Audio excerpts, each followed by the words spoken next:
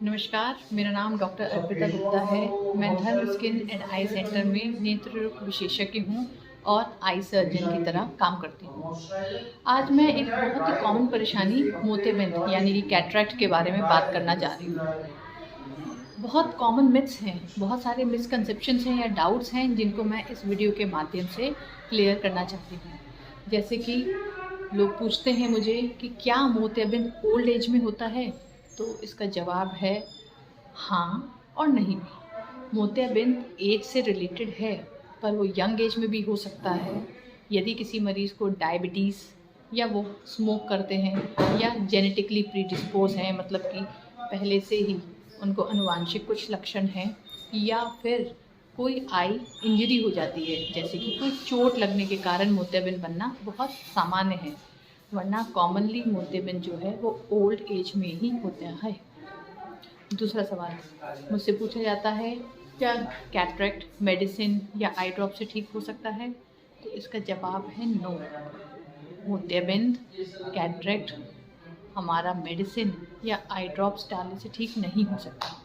देखिए, बहुत ही साधारण सी बात है, ये हमारी आँख है और मोतियाबिंद बनता कहाँ है? ये जो हमारा पीछे लेंस है, जिसे मैं आपको शो कर रही हूँ, यहाँ पे ये होता है मोतियाबिंद। यदि मैं ऊपर से ड्रॉप्स डालती रहूँ तो ये बस बेवकूफ़ी है जिससे आप समय खींच रहे हैं, और ड्रॉप डालने से ये पीछे उम्र के साथ बना हुआ मोतियाबिंद कट नहीं सकता है।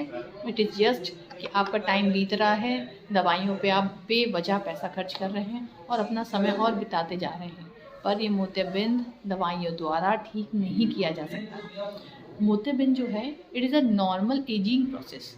जिस तरह एज के साथ हमारे बाल सफ़ेद होते जाते हैं, वैसे ही एज के साथ हमारा लेंस सफ़ेद पड़ना शुरू हो जाता है।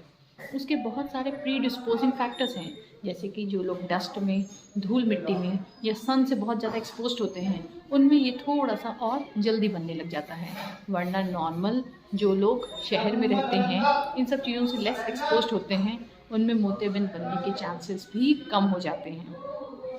ठीक है, तो मोतियाबिंद का सिर्फ एक ही उपाय है, मोतियाबिंद की सर्जरी, कैटरेक्ट सर्जरी। इसके बिना कोई और उपाय नहीं है इस मोतियाबिंद को आँख से बाहर निकालने का। तीसरा सवाल लोग बहुत कॉमनली पूछते हैं, क्या मोतियाबिंद पूरी तरह से पकने के बाद ही ऑपरेट कराना चाहिए? देखिए, पहले ज़माने में ऑपरेशन का तरीका था एक बड़ा सा चीरा लगाकर मोतियाबिंद पकने के बाद उसे बाहर निकाल के हम लोग टाँके लगा के आँख को बंद करते थे। लेटेस्ट टेक्निक्स के साथ, टेक्नोलॉजी के साथ अब ये काम बहुत ही छोटे इंसिजन से लेज़र मशीन द्वारा या छोटे इंसिजन द्वारा इस सर्जरी को किया जाता है। तो अब हम पहले की तरह मोतियाबिंद पकने का रिस्क नहीं लेते हैं। यदि मोतियाबिंद आपकी आँख में इस अधिक आ चुका है कि हमें उसे ऑपरेट करना चाहिए, तो उसी स्थिति में उसी समय हम उसे ऑपरेट कर सकते हैं। आपकी डेली रूटीन एक्टिविटीज़ यदि इफ़ेक्ट हो रही हैं, तो इसका मतलब कि it is the right stage to get it operated. हमें उसके पकने का वेट नहीं करना चाहिए। चौथा सवाल बहुत ही कॉमनली पूछते हैं, क्या मोतियाबिंद पेनफुल सर्जरी है? क्या उसमें दर्द होता है? तो इसका जवाब है नहीं। मोतियाबिंद में दर्द के कोई कारण नहीं होते हैं। हम लोग एक छोटी सी सुई मात्र द्वारा लगा के आँख के पास इस सर्जरी को कर देते हैं।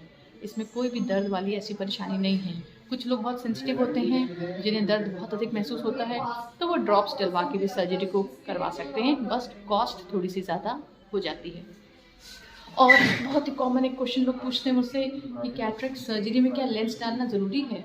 देखिए, यदि सर्जरी करने के बाद मोतियाबिंद हटा दिया हमने और उसके बाद आँख में लेंस फिट नहीं किया, तो आपको उस लेंस के बदले एक मोटा चश्मा पहनना पड़ता है। ऐसा पुराने ज़माने में होता था क्योंकि लेंस की अवेलेबिलिटी कम थी इंडिया में। बट क्योंकि अब इंडिया में भी बहुत ही बेहतरीन मैन्युफैक्चरिंग होती है लेंसेज़ की, बहुत ही चीपर रेट्स में लेंसेज अवेलेबल हैं, इसलिए इवन इन कैम्प सर्जरीज़ कोई भी आँख हम बिना लेंस डाले नहीं छोड़ते हैं। तो मोतियाबिंद ऑपरेशन के बाद लेंस डालना ज़रूरी है, बट यदि किसी कारण से लेंस टिकने वाली जगह या बैग में कोई परेशानी है, तो ऐसा हो सकता है कि डॉक्टर सोच समझ के उस लेंस को ना डालें या सेकेंड सर्जरी के बाद डालें। यदि ऐसी कोई समस्या नहीं है, तो लेंस डालना of course it is important and it is necessary. बिना लेंस के सर्जरी नहीं करवानी होती है। और नेक्स्ट क्वेश्चन लोग जो मुझे पूछते हैं, क्या ये कैटरेक्ट, क्या ये मोतियाबिंद सर्जरी के बाद वापस आ जाता है? तो इसका जवाब है नहीं। मोतियाबिंद ऑपरेशन में हम उस लेंस को, जो कि सफ़ेद पड़ चुका है, जैसे कि इस केस में है, एक छोटे से इंसिजन द्वारा अंदर जाके इस मोतियाबिंद को गला के पूरा बाहर फेंक देते हैं और उसकी जगह एक पारदर्शी लेंस इस तरह से यहाँ फिट कर देते हैं। ये मोतियाबिंद वापस नहीं आता है, पर जिस बैग में, जिस झिल्ली में इस मोतियाबिंद का लेंस, मोतियाबिंद हटाने के बाद हम लेंस फिट करते हैं, उस झिल्ली में कई बार थोड़े थोड़े ड्रॉपलेट्स या कह सकते हैं ओपेसिफिकेशन आने लगता है, जिसे कई बार सेकेंडरी कैटरेक्ट के नाम से लोग कहते हैं, या कहते हैं कि झिल्ली सफ़ेद पड़ गई है। उसका बहुत ही साधारण उपाय होता है, याग लेज़र मशीन द्वारा मरीज़ को बिठा के मात्र 5 मिनट में उसे साफ़ कर दिया जाता है। तो इससे कोई घबराने की ज़रूरत नहीं है। और लोग मुझसे सवाल पूछते हैं, जैसे कि क्या कैंप में डाले जाने वाले लेंसेज और प्राइवेट में डाले जाने वाले लेंसेज में कोई अंतर है? कॉस्ट अंतर है। कैंप में जो सर्जरीज हो रही हैं, जो लेंसेज आपको डाले जा रहे हैं, वो गवर्नमेंट की तरफ से प्रोवाइडेड हैं। जो बेसिक लेंस जितनी मिनिमल कॉस्ट में अवेलेबल हो सकता है, वो कैंप में डाला जाता है।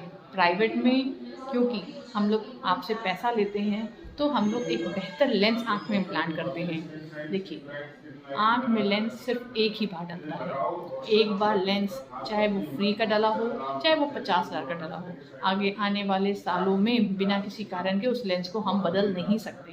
तो एक लेंस जो भी आँख में फिट कर दिया गया है, उसकी कोई एक्सपायरी नहीं है and it stage for long. उसे कभी भी हम भविष्य में बदल नहीं सकते। तो क्यों ना हम अपनी आँख के लिए सही डिसीजन लें, उसे एक अच्छे स्पेशलिस्ट के पास जाकर अच्छी सुविधाओं के साथ सारे चेकअप करा के फिर ऑपरेट कराएं। आँख है तो जहान है।